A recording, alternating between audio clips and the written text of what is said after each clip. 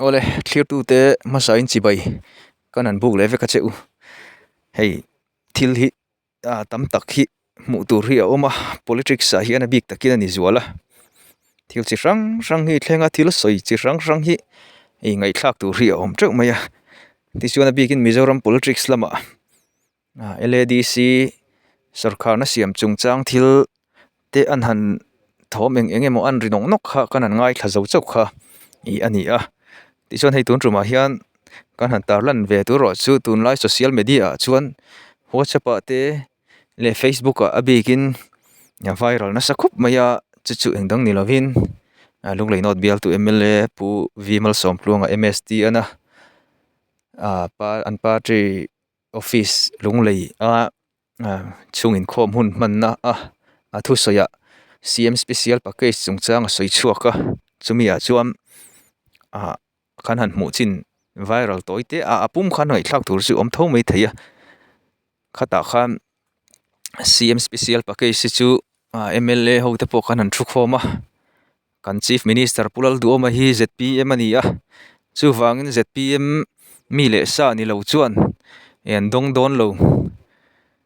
adong du chu ron ZPM ve mai ro se ti hoi zong in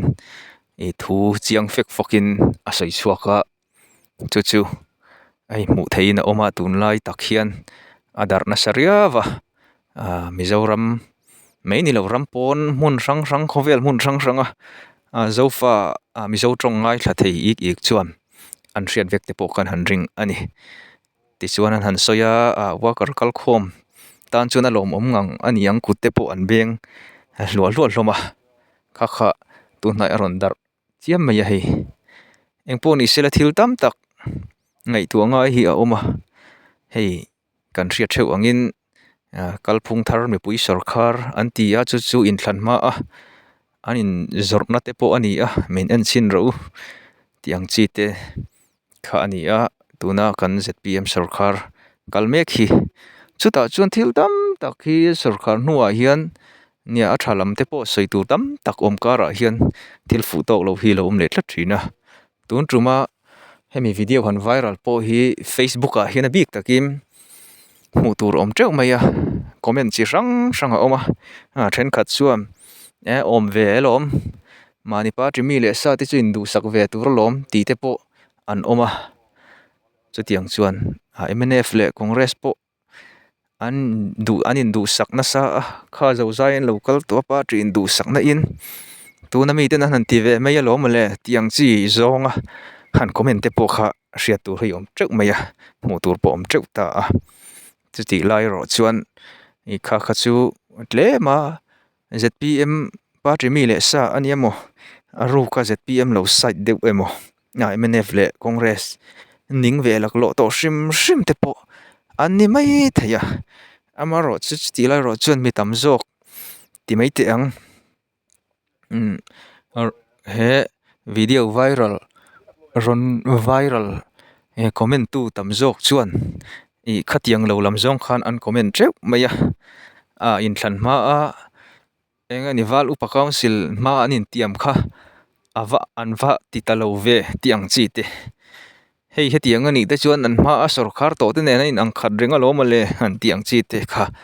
an soina sa rin angwa ni lo sot ve tiang chi te then khat chuanin kum liam ta vela he ta sai ipuan sinna khatianga hun man te thleng te khan an ron cham chuak tel le hei khatiang kha ani tanwai ani chu mi pui sarkar ti si in ZPM chau han ti te chu tiang chi te po kha ari then khat chuam nalaka te thil danga po party mi ni lo te pon du saknan dong na sa to lo male om ve to ZPM mi le sa chau in don tir hi tiang chi zonga han comment te po kha ei hria tur om ta treu ni chu engpo ni sela khalaya khachu khala ni se comment tam tak oma he video en tu te pon khang ka soi bak thil chi rang kha soi turin hriat nol kan ring ome in hrenwa lang engpo ni sela khalaya khachu khalai ni sela politics sa chuam thil chi rang hi a thleng ve fowa rin lo pui te tin kan rin dan viau ni si kan rin ang lo deuh a lo thlen changin then chuam an han soi mam khan om khan vele reng mai han tiang chi te tin then chu han ti ta wa ma ni pa tri roi tu te ngai ngai po han soi sel deuh bong bong te po hi hriat tur hi an om vele ta khatiang khan thil chi rang rang hi a thleng ani ti chuan top kharnan dewa kan han soi du tak ber chu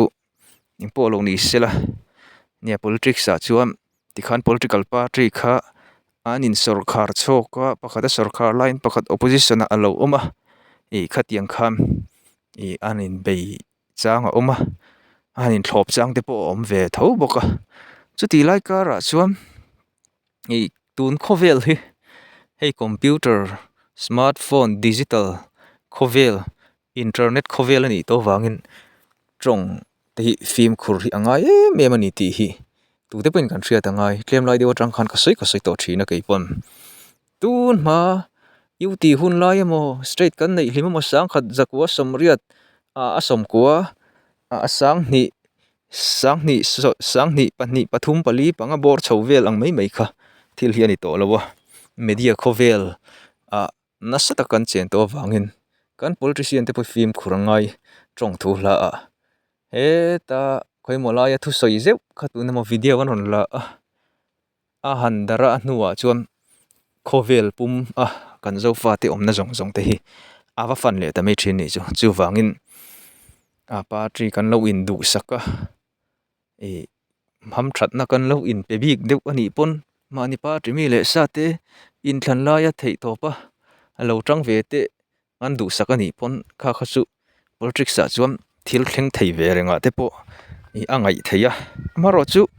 van tlang ma van tlang hriat tura han puan zar ram roi tu me wina mi pui thlan chua ni alang me wina ni an han puang kha thil fu lo deuh ni na chen te po kha yom ve hei comment tu tam taka po tun tuma te chuanin neutral in ti tam tak te ko ran mi tam tak politics salut lem lo te pon ZPM en chin du in an vote an that ringin hetiang alo ni le mai si tiang chi zong te kha comment hi om trewani share sen ni lo wani comment hi tam deuh hleka khatiang te kha ni thlata chu wangin media khovel changkang to lu tuka kan cheng ti hria ila kan ramhroi tu te kan politician te po hian kan rong kam man dan hi kan film khurangai kan omna hmuna zirin en tinan in chung khata khoi molaya party worker hlang han thut ho mai ni ko han ti te hi chu adana danga chu tiang ni lawa he ta camera in min ron lak reng la ya kan tong kam khata kha chuan kan tong kha dar chuak le don ni ti te po hreran chunga tong kam man te po hi ya tul le ni ti kha tun trumata na chon toy fel de ulakin kan han soi lo kan ni chu